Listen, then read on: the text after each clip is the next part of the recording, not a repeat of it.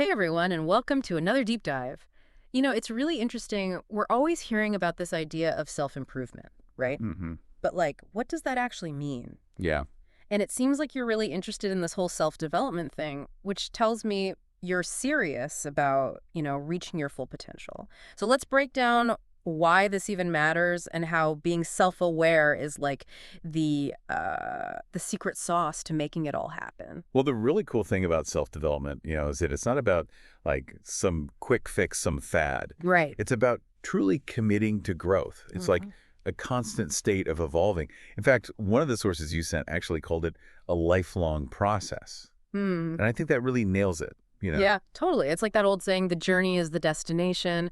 But it's got to be more than just learning new stuff all the time, right? Right. From what I'm seeing here, self-development really hinges on truly getting to know yourself, like really understanding who you are. Absolutely. It's like you're finally getting that instruction manual for your own mind that you never got right. Haha, exactly. Like one of those articles you sent talked about this study and said people who spent time self-reflecting were actually way more likely to hit their goals. Oh, interesting. And it makes sense, right? They weren't just setting goals randomly. Mm, They were taking the time to understand what drives them, right. what they're good at, and yeah, even what their weaknesses are. And that deeper self-knowledge, it gave them what they needed to create a plan that actually worked for them. That makes a lot of sense. So it's not just about like adding more skills to your toolbox. Right. It's about figuring out how you personally operate at your best. It's almost like you're trying to crack your own like personal algorithm for success. Exactly, yeah. But how does this whole self-awareness thing actually play out in our everyday lives? Like, what does that look like? Okay, so think about it this way.